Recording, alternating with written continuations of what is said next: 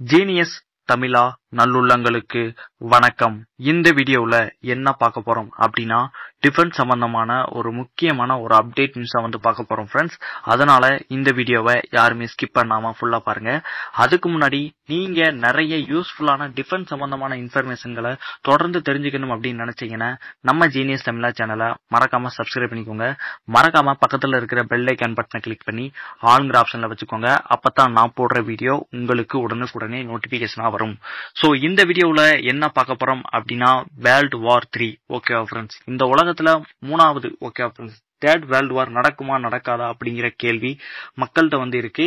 இந்த வீடியோ முடிஞ்சதுமே அதற்கான விடை உங்களுக்கு கிடைச்சிரும். சோ அதுக்கு முன்னாடி 2 வேர்ல்டு வார் இந்த உலகம் சந்திச்சிருக்கு. அது மட்டும் இல்ல, இந்த 2 வேர்ல்டு வார்னால உலகத்துல ஏற்பட்ட பொருளாதார இழப்புகளும் சரி, உயிரிழப்புகளும் சரி நிறைய ஏற்பட்டிருக்கு. சோ இனி ஒரு வேர்ல்டு வார் நடக்கக்கூடாது அப்படின்னு தான் உலகத்துல இருக்கிற பல நாடுகளும் நினைச்சுக்கிட்டு இருக்காங்க. பட் செகண்ட் வேர்ல்டு வார் முடிஞ்ச உடனே தெரிஞ்சிருச்சு உலகத்துல 3வது வேர்ல்டு வார் நடக்கும். அது எதனால நடக்கும் அப்படின்னு பார்த்தோம்னா வாட்டர். ஓகே ஃப்ரெண்ட்ஸ், தண்ணீர்னாலதான் நடக்கும் அப்படின்னு உலக நாடுகள் இப்பவும் சொல்லிக்கிட்டு இருக்காங்க. செகண்ட் வேர்ல்டு வார் முடிஞ்ச உடனே சொல்லிட்டாங்க. சோ வேற ஏதாவது ஒரு காரணத்தினால இந்த உலகத்துல வேர்ல்டு வார் 3 அப்படிங்கிறது நடக்குமா அப்படின்னு பார்த்தோம்னா ஃபியூச்சர் போக போக தான் நமக்கு தெரியும் ஃப்ரெண்ட்ஸ். உலகத்துல நடக்கிற ஒவ்வொரு நிகழ்வுகளை பத்தியும், அதாவது நடக்கிற ஒவ்வொரு நிகழ்வுகளை பொறுத்தும்னா இந்த வேர்ல்டு வார் 3 அப்படிங்கிறது நடக்குமா நடக்காதா அப்படின்னு தெரியும். அப்படி ஒரு விஷயம் தான் நடந்திருக்கு. உங்க எல்லாருக்குமே ஒரு தெரிஞ்ச விஷயம், உக்ரைன் ரஷ்யா போர். உக்ரைனும் ரஷ்யாவும் கிட்டத்தட்ட 2 இயர்ஸா சண்டை போட்டுக்கிட்டு தான் வந்துகிட்டு இருக்காங்க. அந்த 2 நாடுகளும் இன்னும் சண்டையை நிறுத்தாம தான் இருக்காங்க. இப்ப போர் ரொம்பவுமே கொஞ்சம் தீவிரமாயிருச்சு அப்படின்னு சொல்றாங்க. இதுக்கு ஒரே ஒரு தீர்வு என்ன அப்படின்னு பார்த்தோம்னா பேச்சுவார்த்தை தான். அந்த பேச்சுவார்த்தையை உலகத்துல இருக்கிற மற்ற நாடுகளும் சேர்ந்து முன்னெடுத்து பண்ணா மட்டும்தான் இந்த 2 நாடுகளும் போரை நிறுத்துவாங்க. அது மட்டும் இல்ல, இந்த 2 நாடுகளும் ஒண்ணுக்கொண்ணு உடன்பட்டு போனா மட்டும்தான் இந்த போரை நிறுத்த முடியும் அப்படிங்கிறது என்னோட கருத்து. என்னோட கருத்து மட்டுமல்ல, ஒட்டுமொத்த இந்தியாவோட கருத்தாவும் அதான் இருக்கும். சோ இதனால வேர்ல்டு வார் 3 எப்படி நடக்கும் அப்படின்னு பார்த்தோம்னா, உங்க எல்லாருக்குமே தெரியும் உக்ரைனுக்கு தேவையான ஆயுதங்களை யாரு கொடுக்குறா அப்படின்னு பார்த்தோம்னா, சண்டைக்கு தேவையான ஆயுதங்களை யாரு கொடுக்குறா அப்படின்னு பார்த்தோம்னா மேற்கத்திய நாடுகள் சொல்லுவோம் பார்த்திருக்கீங்களா, ஐரோப்பா அந்த மாதிரியான கண்ட்ரிஸ், அதாவது ஐரோப்பியன்ஸ்ல இருக்கிற ஒரு நிறைய கண்ட்ரிஸ் சேர்ந்த கண்ட்ரிஸ் எல்லாமே கொடுக்குறாங்க. அது மட்டும் இல்ல அமெரிக்காவும் நிறைய கொடுக்குறாங்க. சோ இப்ப என்ன பிரச்சனை ஆச்சு அப்படின்னு பார்த்தோம்னா, இத ரஷ்ய அதிபர் விளாடிமிர் புட்டின் உங்க எல்லாருக்குமே தெரியும், அவர் கடுமையா எதிர்க்கிறாரு. ஏன் அப்படின்னு பார்த்தோம்னா, நீங்க ஆயுதங்களை கொடுக்காதீங்க அப்படின்னு கடுமையா எதிர்த்திருக்காரு. அதுவும் டைரக்டா எதிர்த்திருக்காரு. அது மட்டும் இல்ல, இன்னொரு விஷயத்த அவர் சேர்த்து சொல்லியிருக்காரு. என்ன அப்படின்னு பார்த்தோம்னா, எங்கிட்ட அணு ஆயுதம் இருக்கிற விஷயத்த நீங்க மறந்துடாதீங்க அப்படிங்கிற விஷயத்தையும் டைரக்டா, அதாவது நாங்க அணு ஆயுதத்தையும் பயன்படுத்துவோம் அப்படின்னு மறைமுகமா சொல்லியிருக்காரு. சோ இதை கேட்டதுமே உலகத்துல இருக்கிற பல நாடுகள் பதற்றம் அடைஞ்சிட்டாங்க. குறிப்பா அமெரிக்கா கூட பயப்பட ஆரம்பிச்சிட்டாங்க.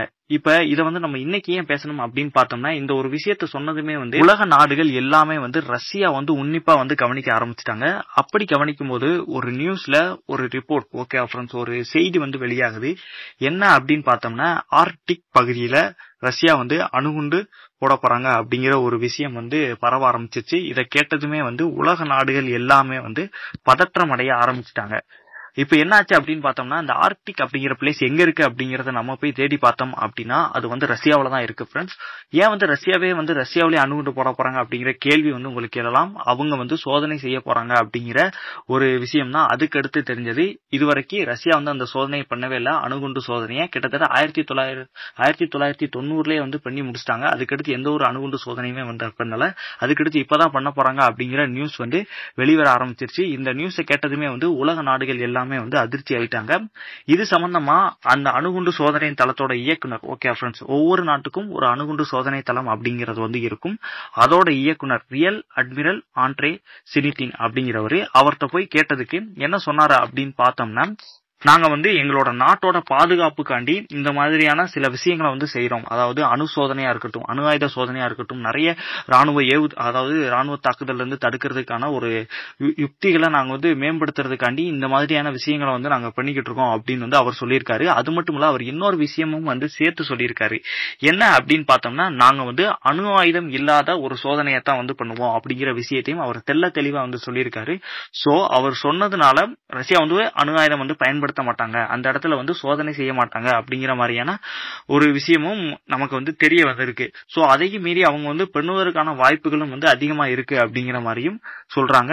சோ அந்த சோதனை வந்து நடந்துச்சு அப்படின்னா கண்டிப்பா வந்து ரஷ்யா வந்து ஏதோ ஒரு பிளான் இருக்காங்க அப்படிங்கிற மாதிரி நம்ம வந்து கன்ஃபார்ம் பண்ணிடலாம் ஃப்ரெண்ட்ஸ். அது மட்டும் இல்ல, இந்த ஆர்க்டிக் பிளேஸ்ல கிட்டத்தட்ட சோதனை ஓகே ஃப்ரெண்ட்ஸ் 1990 வரைக்கும் தான் வந்து அணு ஆயுத சோதனையை வந்து பண்ணியிருக்காங்க. அதுக்கடுத்து எந்த ஒரு அணு ஆயுத சோதனையுமே வந்து பண்ணல. இப்ப வந்து பண்ண போறாங்க அப்படிங்கிற மாதிரியான நியூஸ் வந்து வெளிவந்ததுனால உலக நாடுகள் எல்லாமே வந்து பதற்றத்துல இருக்கு. குறிப்பா அமெரிக்கால இருந்து எல்லா நாடுகளுமே வந்து பதற்றத்துல இருக்கு. இது ஒரு 3ஆம் உலகப் போருக்கு ஒரு ஸ்டார்டிங் இதா இருக்குமோ அப்படிங்கிற மாதிரியான அச்சமும் பல நாடுகளுக்கு வந்து எழ ஆரம்பிச்சிருச்சு. சோ ஃப்ரெண்ட்ஸ், இந்த வீடியோல சொன்ன தகவல் உங்களுக்கு கண்டிப்பா வந்து புரிஞ்சிருக்கும். இந்த வீடியோல சொன்ன இந்த ஒரு விஷயம் நடந்தது அப்படின்னா கண்டிப்பா வேர்ல்டு வார் 3 அப்படிங்கிறது 99.9% சீக்கிரமே ஸ்டார்ட் ஆயிரும் அப்படிங்கிறது என்னோட கருத்து ஃப்ரெண்ட்ஸ். ஓகே, இந்த வீடியோ உங்களுக்கு பிடிச்சிருந்துச்சு அப்படின்னா கண்டிப்பா உங்க ஃப்ரெண்ட்ஸுக்கு ஷேர் பண்ணுங்க. நீங்க இது மாதிரியான டிஃபென்ஸ் சம்பந்தமான இன்ஃபர்மேஷன்களை நிறைய தெரிஞ்சுக்கணும் அப்படின்னு நினைச்சீங்கன்னா நம்ம ஜீனியஸ் தமிழா சேனலை மறக்காம சப்ஸ்கிரைப் பண்ணிக்கோங்க. மறக்காம பக்கத்துல இருக்கிற பெல் ஐக்கன் பட்டனை கிளிக் பண்ணி ஆளுங்கிற ஆப்ஷன்ல வச்சுக்கோங்க. அப்பதான் நான் போடுற வீடியோ உங்களுக்கு உடனுக்குடனே நோட்டிபிகேஷனா வரும். தேங்க்ஸ் ஃபார் வாட்சிங். Good bye.